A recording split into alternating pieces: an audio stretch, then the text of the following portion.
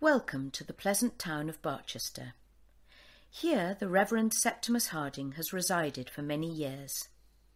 He has been a widower for some time and has 2 daughters, the elder of whom married 12 years ago Reverend Dr. Theophilus Grantly, Archdeacon of Barchester, Rector of Plumstead Episcopi and son of the Bishop.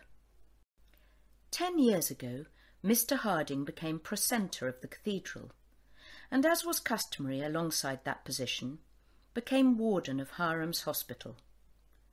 The hospital is a delightful almshouse, built with money left by a John Hiram in his will. The warden appointed to the almshouse was to receive a certain sum annually out of the rents of meadows and closes, also willed by John Hiram, way back in the 1400s. Over the centuries, those have become covered with a row of houses, and the value of the property has increased year by year and century by century. Now the warden enjoys £800 a year. Murmurs have been heard in Barchester that perhaps the proceeds of John Hiram's property had not been fairly divided. Those murmurs have reached the ears of a certain John Bold, who is determined to do something about them.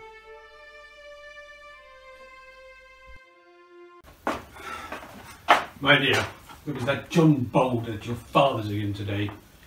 I must say your father is very imprudent. He always was. There's nothing new in that.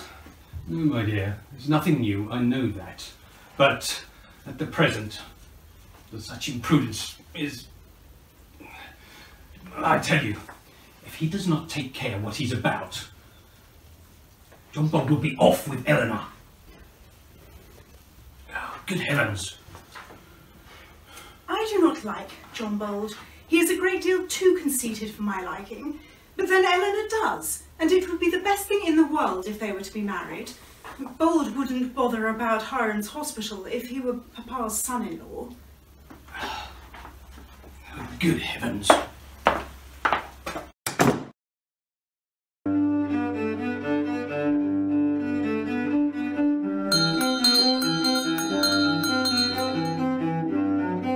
Mr. Bold is here to see you, Warden.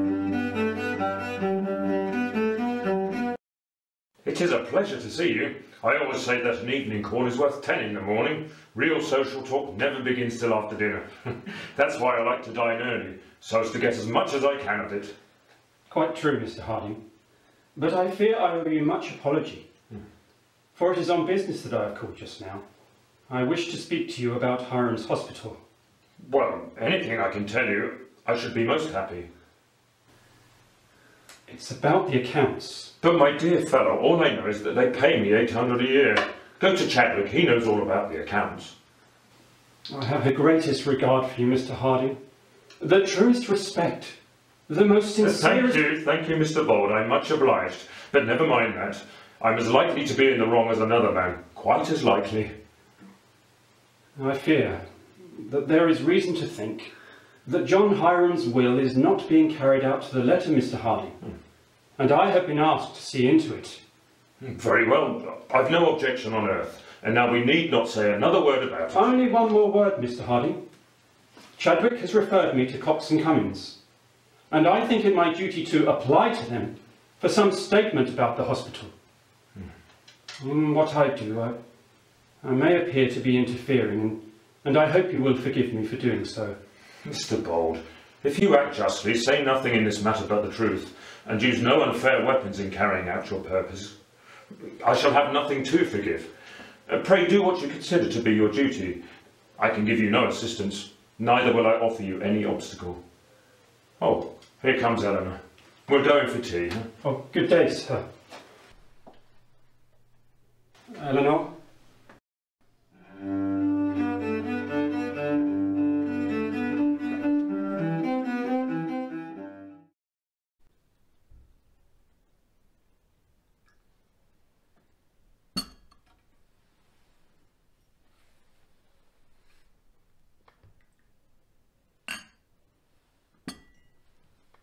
But, Bishop, did you ever read John Hiram's will? Oh, well, yes. That is, I'm sure I did. Well, I must have when I was first installed to the see. In any event, I know I have the absolute right to present to the wardenship, and the income of the warden has been settled for many, many years. But the question is, who has the power to settle it?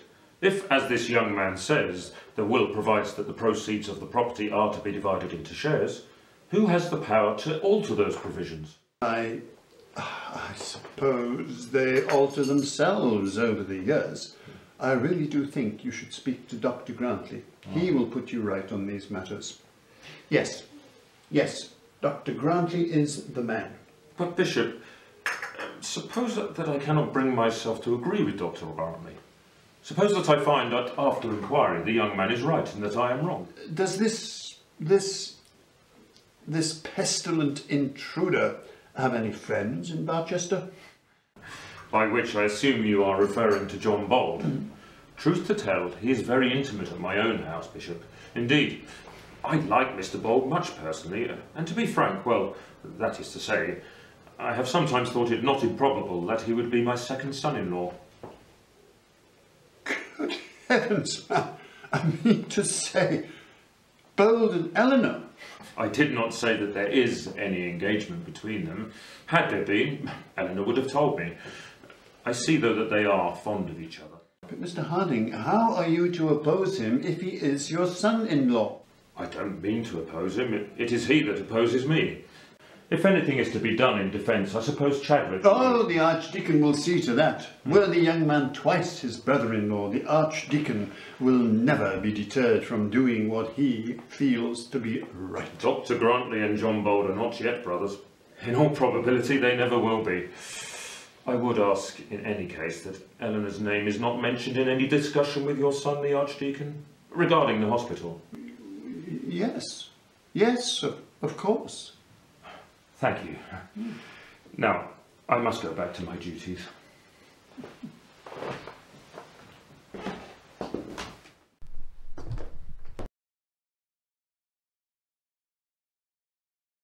Mr. Chadwick is here to see you, sir. Ah, Chadwick. I have received a letter from Cox and Cummings, Archdeacon.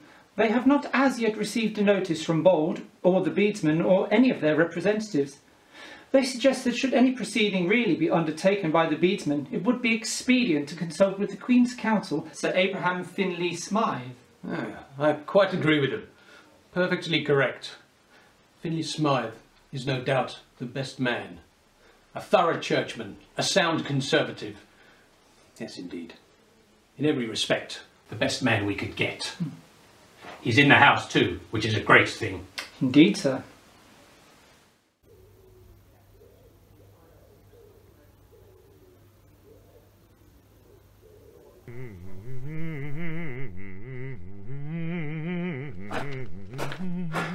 Really, this pestilent Bold, he should be torn down. Really, my dear, please fetch my spectacles from indoors.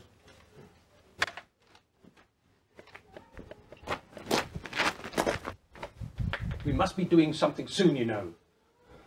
Of course, you've heard of this petition that this Bold has gulled the bedesmen into signing. Well, yes, I have heard of it. Well, we mustn't allow these people to cut the ground from under us while we sit looking on. I can't understand why you let them do it. Do what? Why, listen to this Bold. Why did you not get Bunce to destroy the petition? He's a favourite of yours. That would hardly have been wise. Besides, I care for all the bedesmen equally. Well, I must go up to the palace and answer it, I suppose. It'll be a very short answer they'll get, I can tell you. But why shouldn't they petition, Archdeacon? Why shouldn't? Why shouldn't they? I'll let them know why they shouldn't.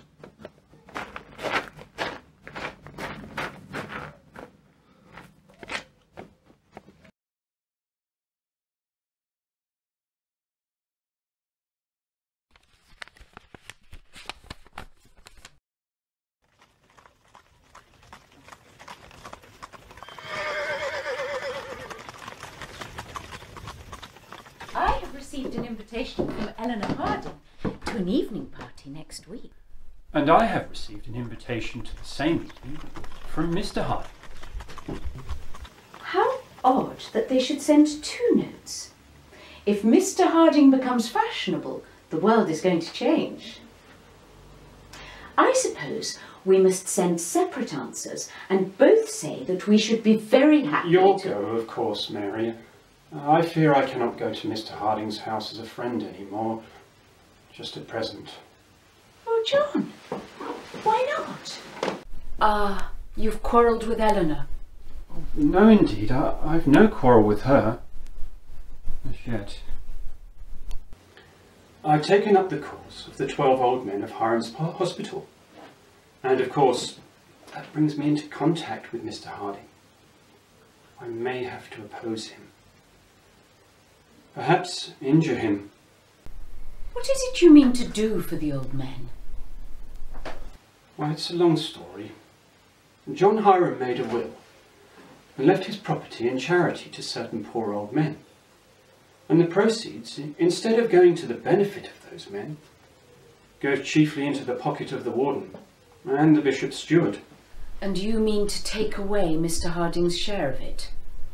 I mean to inquire about it.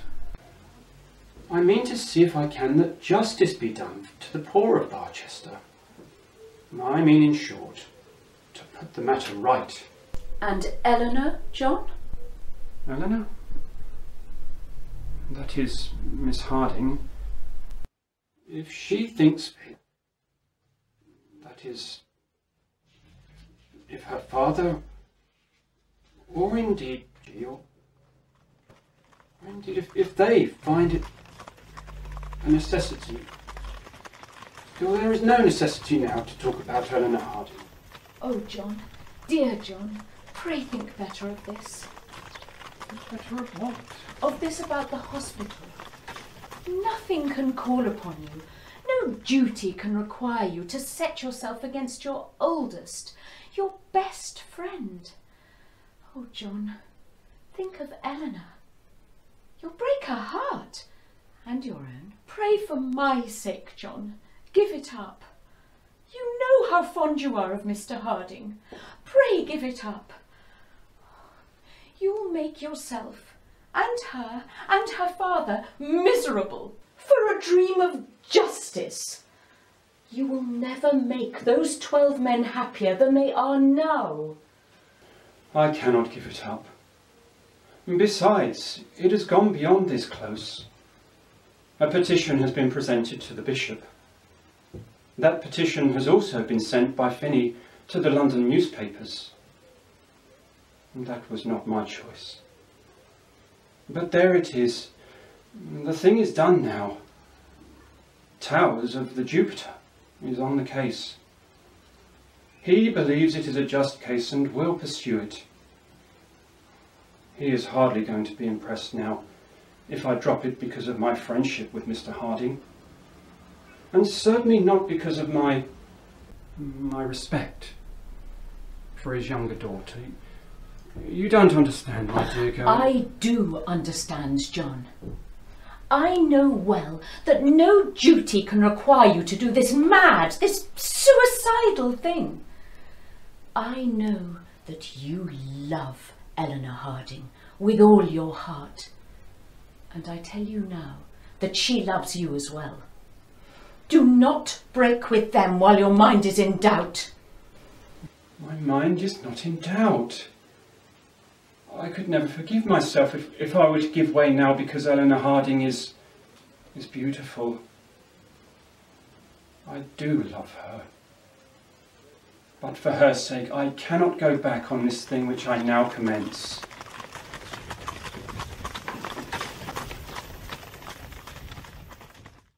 Eleanor, my dear, I thought you'd be out here. It is such a lovely morning, I thought to take advantage of it. Mr. Bold did not come last night. Do you know why he did not?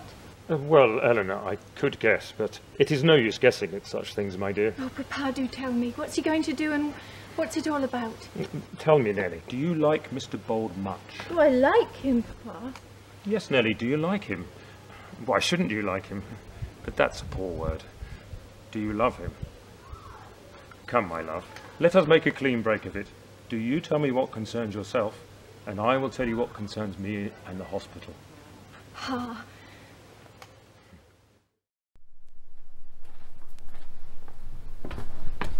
My sister tells me you had a delightful party the other evening. I was so sorry I could not be there. We were all sorry. I believe, Miss Harding, you understand why at the moment. I think my sister explained to you, Miss Harding. Pray don't apologise, Mr. Bold. Of your own views you are, of course, the best judge. Your father is all that is kind and generous. He always was so, but you, Miss Harding, I hope you will not judge me harshly because of Mr. Bold, you may be sure of one thing. I shall always judge my father to be right. If those who do not know him oppose him, I shall have charity enough to believe that they are wrong through some error of judgment. But should I see him attacked by those who ought to know him, to love him and revere him, of such, I shall be constrained to form a different opinion.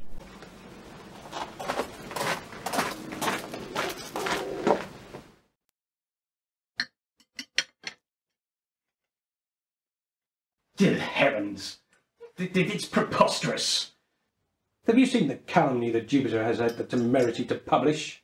It would hardly be possible, since the newspaper was brought in 10 minutes ago and you have had it ever since.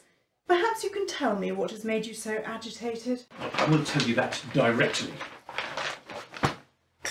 The Jupiter has had the cheek to consider it appropriate to put their own spin on this nonsense of Bold's. They have the cheek, the outrageous cheek, to question our right to decide how best we should run our charity, our hospital, our close and our diocese. They have the presumption to imagine that they know how to care for the town's poor folk better. Surely some little newspaper can have no effect on the matter. It'll all be forgotten by tomorrow. Some little newspaper. The Jupiter has a circulation of 40,000 copies a day. 40,000!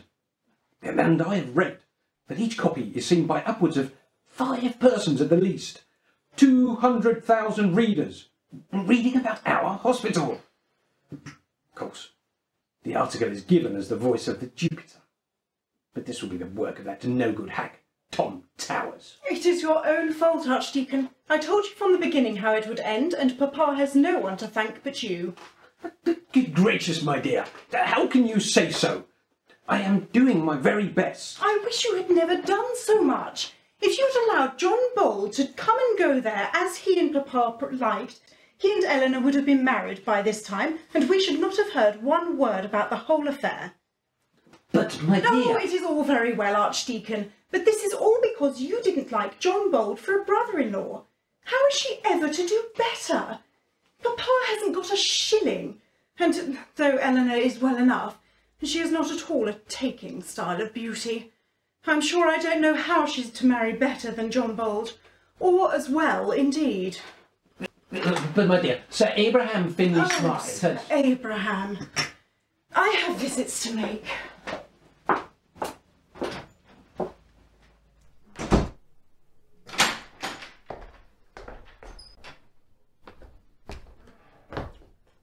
Good morning, Archdeacon. Good morning, Bishop.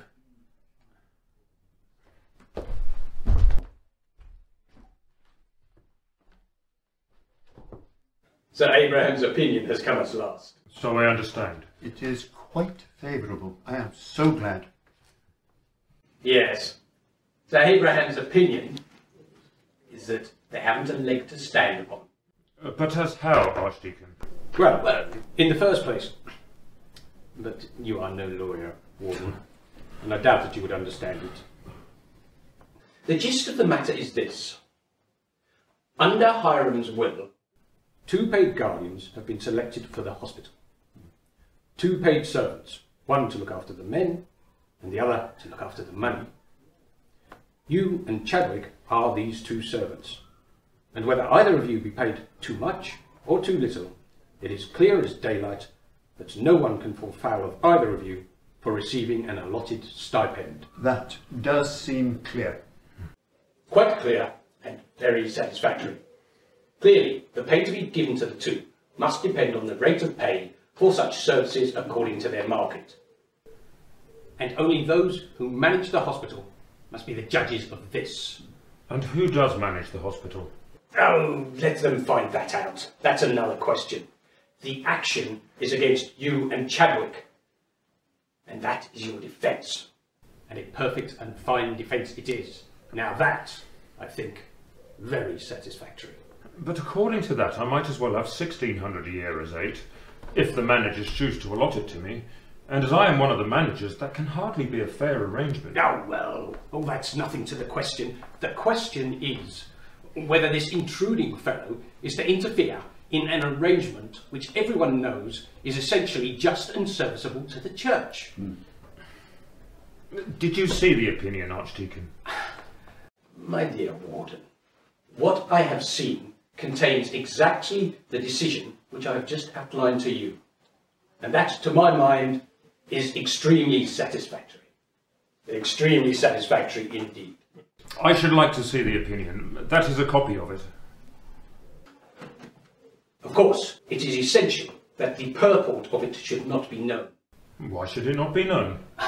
What a question to ask. It is like a child is not more innocent than you are in matters of business. Can't you see that if we were to tell them that no action will lie against you, but that some action may lie against some other person, or all persons, that we shall be putting weapons into their hands? The only thing we have to do now is remain quiet, hold our peace, and let them play their own game as they see fit. And the Jupiter? Oh, the Jupiter! The Jupiter can break no bones. You must bear with that. There is much, of course, which it is our bounden duty to bear. If it can be proved that I have a just and honest right to this, as God well knows I always deemed I had, I am not less anxious than another to retain it.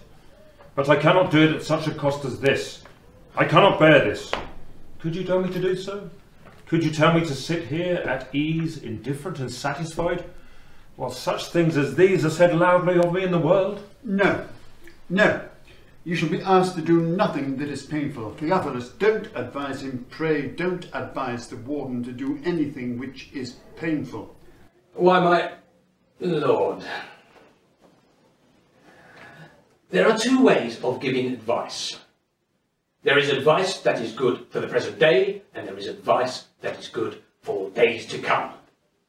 Now, I cannot bring myself to give the former if it be incompatible with the other. No. No, I suppose not. It is not to be supposed but that much pain will spring out of this unnecessarily raised question. We must all have foreseen that. And the matter in no wise has gone on worse than we expected. But it will be weak, yes, and wicked also, to abandon the cause and own ourselves wrong because the inquiry is painful. It is not that you think that there is any justice in these charges, or that you doubt your own right to the wardenship. You are convinced of your own honesty, and yet would yield to them through cowardice. Cowardice? Well, would it not be cowardice? Would he not do so because he is afraid to endure the evil things which will be falsely spoken of him? Would that not be cowardice? And of those who understand the subject, how many will believe the Jupiter? Who that really knows you will think the worse of you for what the Jupiter says?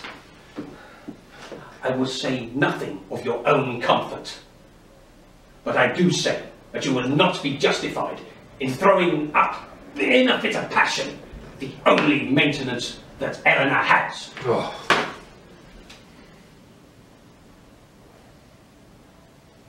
I hope you agree with me, my lord. Yes, yes, I suppose so. And you, Warden? Do not press me for an answer just at present. I will do nothing lightly, and of whatever I do, I will give you and the bishop notice.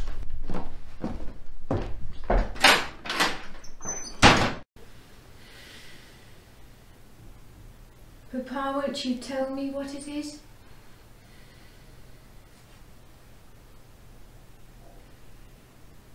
Papa, do tell me what it is.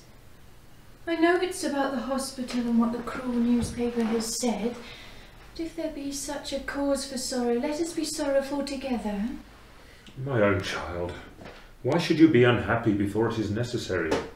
It may come to that we must leave this place. But till that time comes, why should your young days be clouded? And is that all, Papa? If that is all, then let us leave it and have light hearts elsewhere. Papa, do not doubt about it. I could be as gay as the day is long in the smallest little cottage, if I could only see you come in and go out with a light heart. Oh, my dear child, I would gladly give up all delights and pleasures of living here, but I cannot. The Archdeacon, your brother-in-law, has said as much. He said I would be a coward to do so. It would be unmanly to desert my post, merely to escape my present sufferings. Therefore I must bear as best I might the misery prepared for me. What a frightful man Dr. Grantly is. For all my sister married him, to speak to you in terms of cowardice. And the bishop. Such a sweet man, but he cannot withstand his own son. I think it would be a much braver man than the bishop to do so. And as for John Bold... Now, Eleanor, my dear, do not speak ill of John Bold. He believes he is doing his duty. Besides, I know how very fond of him you are. Indeed, I believe I can rightly say that you love him. Yes. I own, since you raise it, that I had learned to love him. I did love him once. But I will not, I cannot love him as he has proved himself to be such an enemy to you. Do not say so. He is no enemy of mine. Do not cast him off, my love. There will be a time when we are much happier, when all these trials and tribulations will be over. Think how happy you will then be to have kept his love throughout. Oh, Papa. Now, my dear, let us go and change for dinner, now that we fully understand each other. Oh, Papa. Mary, I must see your brother and beg from him a great favour. I'll be frank with you, Mary, I'm not coming to him as I was wont to come. I'm coming as a daughter. As a daughter of a father who is in sore distress. I'm going to Mr. Bold to ask him to forgo this pursuit of the wardenship. I must beg him as Papa's friend, as my friend. As your friend? Mary, you must, you know, cease any joking about me and Mr. Bold. I'm not ashamed to beg this favour from your brother. But when I have done so, there can never be anything further between us. But Eleanor, my dear, surely you can appeal for your father as to him being a friend of my brother. And when this matter is properly settled, then you may be all to each other that you were formerly. But don't you see, Mary, that's just what I cannot be. He must give this up for the sake of his friendship for my father. It would be wrong if he thought I was sacrificing myself to save my father. But I am sure that you love him. And I am sure that he loves you better than anything in the world. Love or no love, it will make no difference to my resolve. Mary, you are the most cruel of women.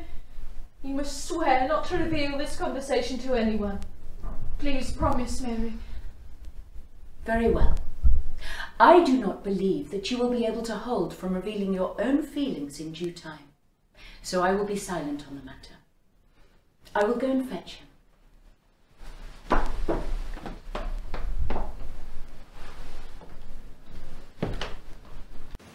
Good morning. Good morning, Eleanor, my dear. I am so pleased you have called round. I hope you are well and enjoying this warm weather. I trust Mr. Harding continues in good health. My father is not very well. Oh, I am sorry. I'm very sorry to hear that. It's about my father that I especially wish to speak to you, Mr. Bold. Indeed, I'm here now on purpose to do so. Papa is very unhappy. Very unhappy indeed about this affair of the hospital. Would pity him, Mr. Bold, if you could see how wretched this has made him. Oh, Miss Harding. Anyone would pity him. But an old friend as you are, indeed you would. He is an altered man. His cheerfulness is all gone. Anyone would pity him, but an old friend, as you are, indeed you would. He is an altered man. His cheerfulness is all gone. I'm sure, Mr. Bold, it was not you who wrote those cruel things in the newspaper. No, most certainly not. No, I'm sure it was not. And Papa has not for a moment thought so. You could not be so cruel. Papa cannot bear to think that people should speak so of him. They say he is robbing the old men and taking the money of the hospital for nothing. I have never said so, Miss Harding. I would not... No, I'm sure you have not. But others have said so. And if this goes on, if such things are written again, it will kill Papa. No one who knows your father personally accuses him for a moment. But it is he who has to bear the punishment. It is he that suffers, and what for? What has he done wrong? How has he deserved this persecution? He that never had an unkind thought in his life. He that never said an unkind thing. Oh, my dear, please be comforted. I would never impute a blame personally to your dear father. My friends do not impute such a blame either. You must believe me when I tell you. Then why should he be so punished? Mr. Bold, why did you begin all this? You, whom we all so valued. Oh, my dear, my dearest Eleanor, I would never, if I had not felt it my public duty, I would never have continued with the matter. Mr. Bold, I have come here to implore you to abandon this proceeding, to implore you to abandon it, to implore you to spare my father, to spare either his life or his reason, for one or the other must pay the forfeit if this goes on. Oh, Mr. Bold, do not drive to distraction a man that has loved you so well. Surely, John, you cannot refuse her. I would give her my soul if it would serve her. Everything I have is hers, if she would accept it. My house, my heart, my all. When I see her in sorrow, as she now is, every nerve in my body suffers. No man can love better than I love her. No! There can be no talk of love between us. Will you protect my father from the evil you have brought upon him? Oh, Eleanor, I will do anything. Let me tell you how I love you. No! This is unmanly of you, Mr. Bold. Will you leave my father to die in peace in his quiet home? I will not leave you till you promise me. I'll cling to you in the street. I'll kneel to you before all the people. You shall promise me this. You shall. Speak to her, John. Answer her. You cannot have the cruelty to refuse her. I will. I do. All I can do, I will do. Then may Almighty God bless you forever.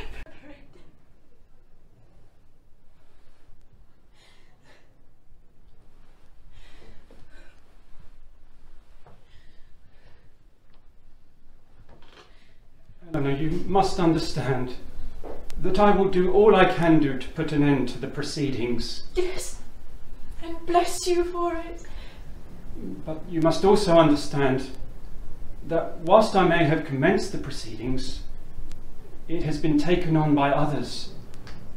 Others, some of whom are more influential than me. I fear there may still be a passing illusion in the Jupiter. But I will use my best influence to prevent that illusion from being personal. And referring to Mr. Harding, I will write to Dr. Grantly's rectory this afternoon and inform him of my altered intentions on the subject. Thank you, Mr. Bold. Are you going so soon? Why, yes. I'm so much obliged to you. Papa will feel this to be so kind. Of course I must tell him, and I will say that you will see the Archdeacon. But may I not say one word for myself? I will go and fetch some of Cook's seed cake. You know how fond your father is of it. Eleanor, will you now permit me to speak on my own behalf? You must know how much I love you, how I adore... No, you must not say so. Eleanor, please, will you permit me to kneel before you now? Oh, John!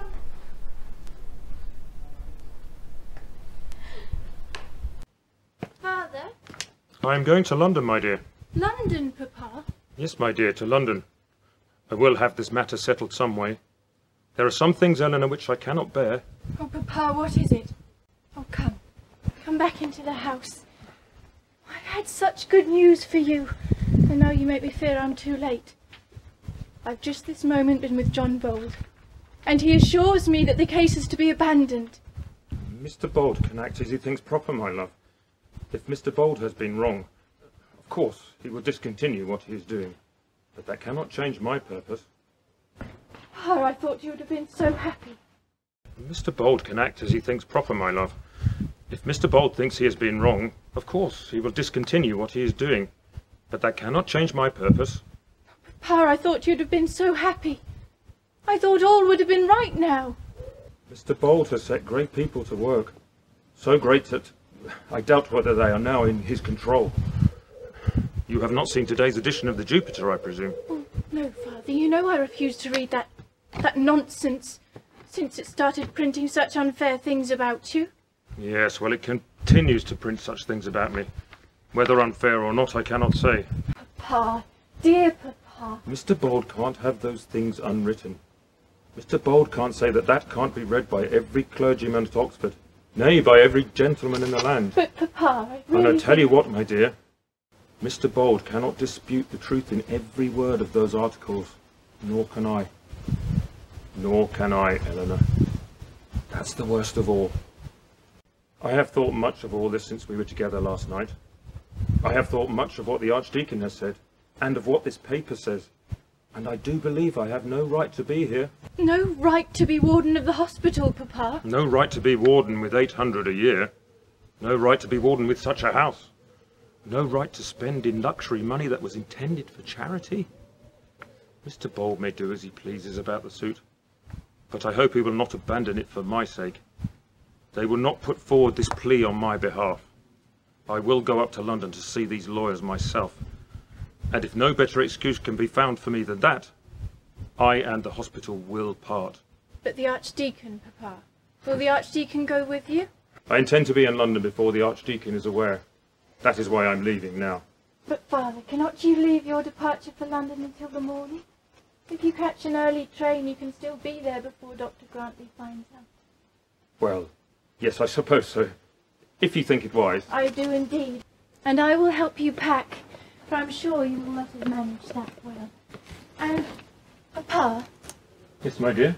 There is something else I need to tell you about Mr. Bold. Something very particular about Mr. Bold and myself. I wondered when you might have something very particular to say about Mr. Bold and yourself. Come, let's go in then. And you can tell me when you scold me for my poor pack.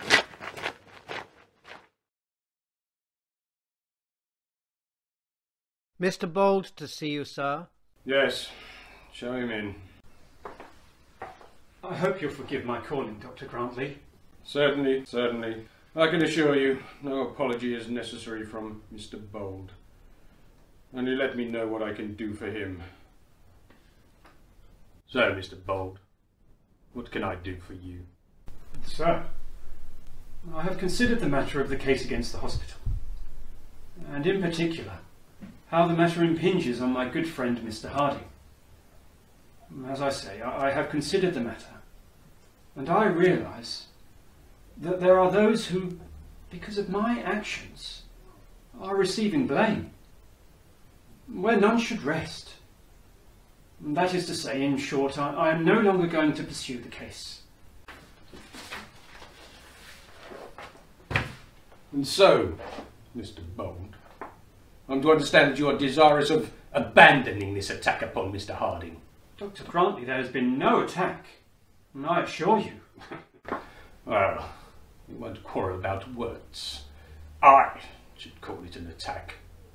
Most men would so call an endeavour to take away from a man every shilling of income that he has to live upon. So, you wish to abandon this little game of backgammon you've begun? I intend to put an end to the legal proceedings which I have commenced. Well, I can't say that I'm surprised. Carrying on a losing lawsuit when one has nothing to gain but everything to pay is not pleasant. You misinterpret my motives, Dr. Grantly. However, that is of little consequence. Good morning. One moment.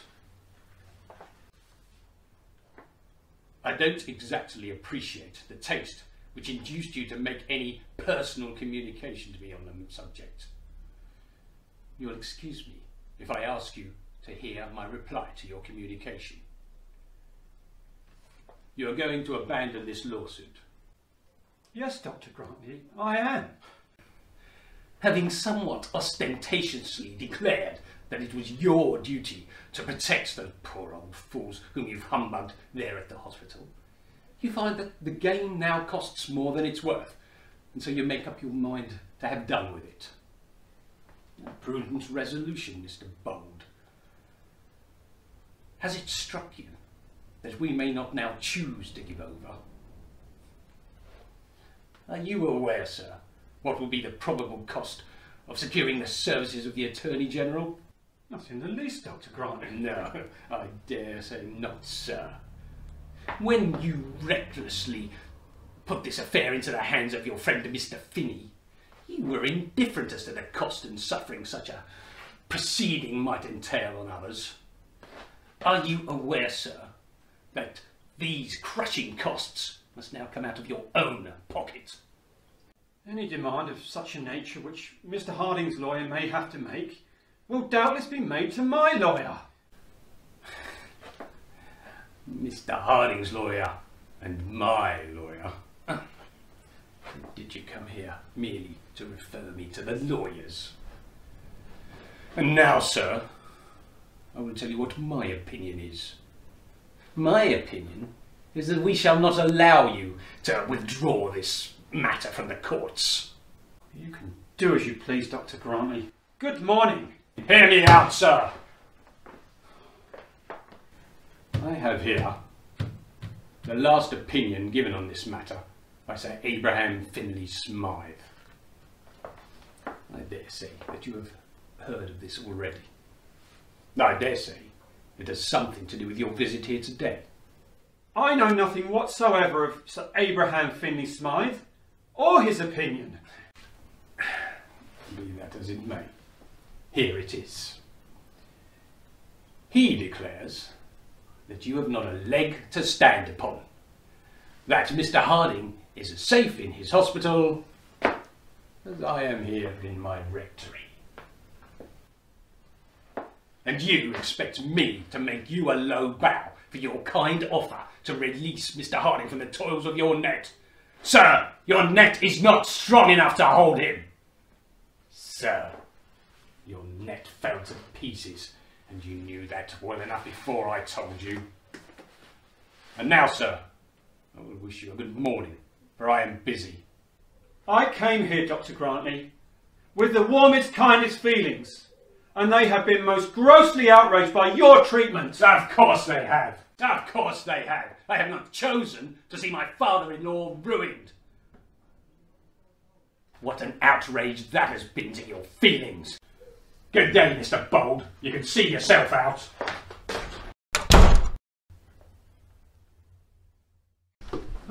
If there be a devil, a real devil here on earth, it is Dr. Grantly.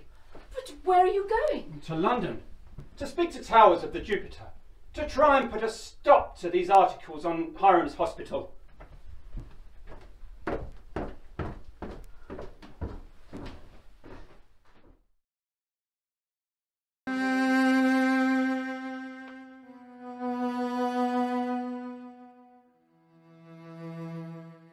Mr. Harding, Sir Abraham? Sorry to keep you, Mr. Warden, and sorry too to name such a disagreeable an hour. But, as your notice was short, and as you said today, I named the very earliest hour it was not disposed of. Oh, not at all, Sir Abraham. It is I that should apologise for coming up to London with no notice. And so, all our troubles over this lawsuit is at an end. Oh, I do hope so. But pardon me, I'm not quite sure what you mean in saying so. Oh, precisely as I say. All over.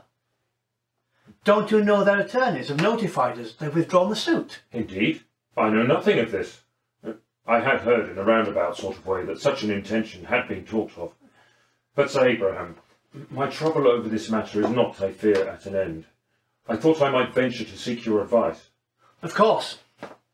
My clients are entitled to the best opinion I can give them, particularly a client that's respectable, if I may say so, as the Warden of Barchester Hospital. The truth is, I see, I cannot help seeing, that the affairs of the hospital are not arranged according to the will of the founder. None of such institutions are, Mr. Harding, nor can they be. The altered circumstances in which we live do not admit of it. Quite true. That is quite true. But I cannot see that those altered circumstances give me a right to 800 a year. What I want you, Sir Abraham, to tell me is this. Am I, as Warden, legally entitled to the proceeds of the property after the due maintenance of the 12 beadsmen? Well now, I'm not sure I would say, in so many words, that the Warden is legally entitled to... That is to say, circumstances change over the years. We cannot know what the founder originally intended when he wrote that will so many years ago. But I see no further ground for any question. I do not see you have the power of raising it. I can resign. What? And throw it up altogether? Did you see those articles in the Jupiter? Well, yes, but... Of course, if you have private means sufficient for your wants, and if that is the way you wish to go and proceed... I haven't a sixpence, Sir Abraham. And God bless me, Mr. Harding, why? How do you intend to live? I have the precentorship of Barchester Cathedral. That brings in £80 a year. I mean to fall back upon a living at Crabtree too, which will bring in another £80. I really think, Mr. Harding, you had better wait for the Archdeacon. This is a most serious step, one of which, in my opinion, there is not the slightest necessity. A man is never the best judge of his own position. A man is the best judge of what he feels himself. Have you not a daughter, Mr. Harding, an unmarried daughter? I have, Sir Abraham, and she and I are completely agreed on the subject. Pray excuse me, Mr. Harding, if what I say seems impertinent. But surely it is you who should be prudent on her behalf. She is young. She does not know the meaning of living off an income of £160 a year. On her account, give up this idea. But if this income be not justly mine, it would be better to beg. My dear sir, nobody now questions its justness. Yes, Sir Abraham, one does question it. The most important of all witnesses against me, I question it myself. My God knows whether or no I love my daughter. But I would sooner that she and I should beg, than that she should live in comfort on money which is truly the property of the poor. When I came here, I did not know that the suit was withdrawn. As there is no action, there can be no defence. And my purpose in coming here was to beg you to abandon my defence. But it is at any rate as well that you should know that from tomorrow I shall cease to be warden of the hospital. You'll sleep on this tonight, Mr. Harding, and tomorrow? I have done more than sleep upon it. I have laid awake upon it, and that night after night. I found I could not sleep upon it. Now I hope to do so. And now, I think I have taken enough of your time. I will leave you in peace and wish you good night. Yes. Yes, good night, Mr. Harding. Good night.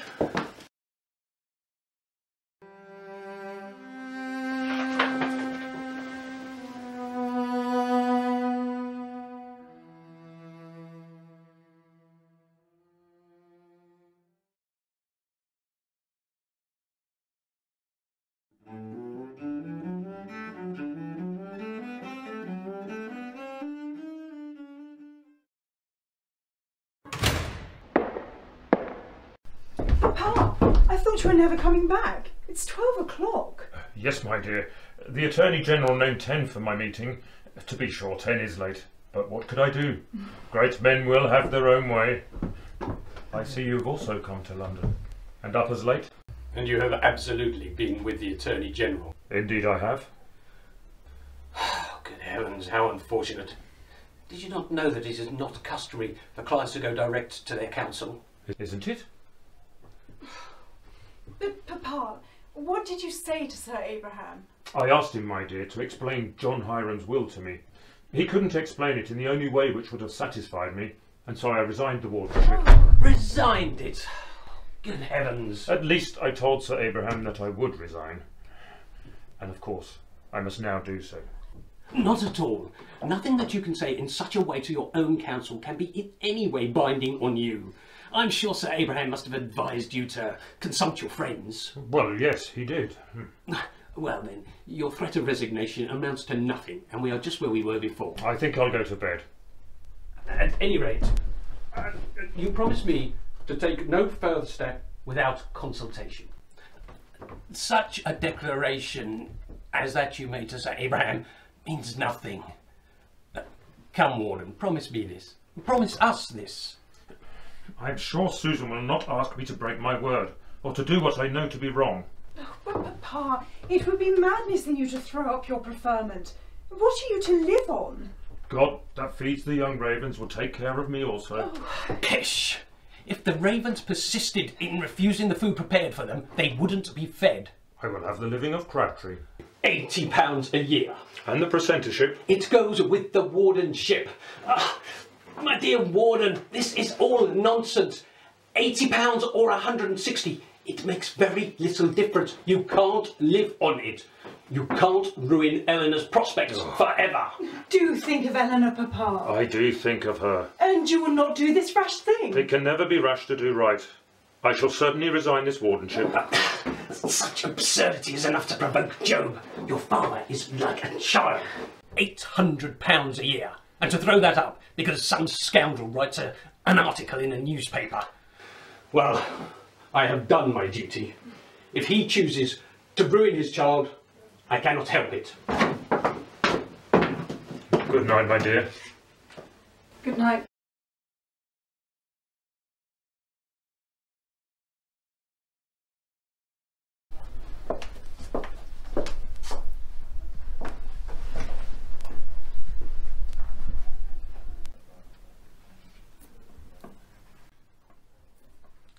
Good morning. Good morning, Papa.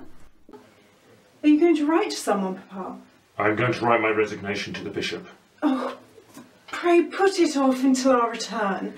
Pray put it off until you have seen the bishop.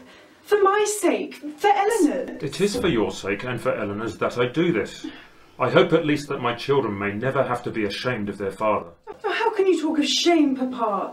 You know how would your friends think of this question?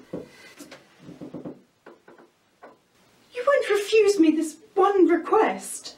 You won't refuse to delay your letter by 2 short days. What difference can 2 days make? My dear, I cannot alter the resolution to which I have come, nor can I delay it. You may add to my present unhappiness by pressing me, but you cannot change my purpose. It would be a comfort to me if you would let the matter rest.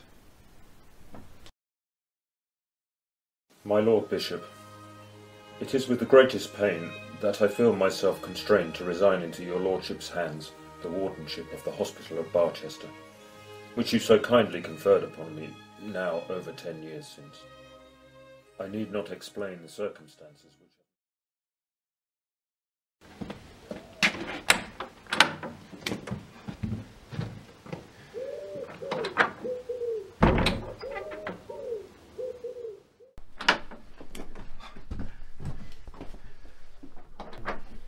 I had intended to meet you at the station with the pony carriage, only you did not let me know which train you were to catch. My darling girl, that is quite all right.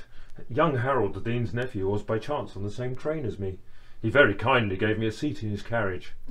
Now, my dear, I hope you'll be able to feel a proper degree of respect for the Vicar of Crabtree. Oh, Papa, I'm so glad. I'm sure we shall be very comfortable. Indeed, And of course I take comfort in knowing that you're soon to have a rather different home of your own. Oh yes, Papa, and you know, whatever future home I might have, you will always be welcome to spend as much time there as you can. I know, my dear, and I am content wherever I live to know that you are soon to be happy with the man you love.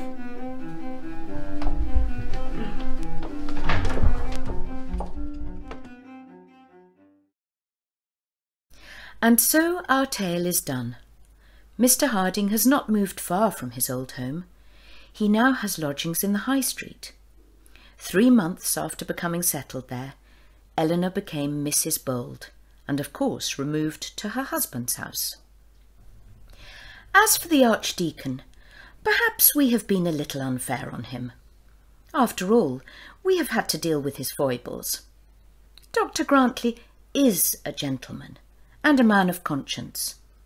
He is generous to the poor and hospitable to the rich. It is true to say that there were some difficulties to be got over on the occasion of Eleanor's marriage. But not long after the marriage, perhaps 6 months, the Archdeacon consented to meet John Bold at a dinner party.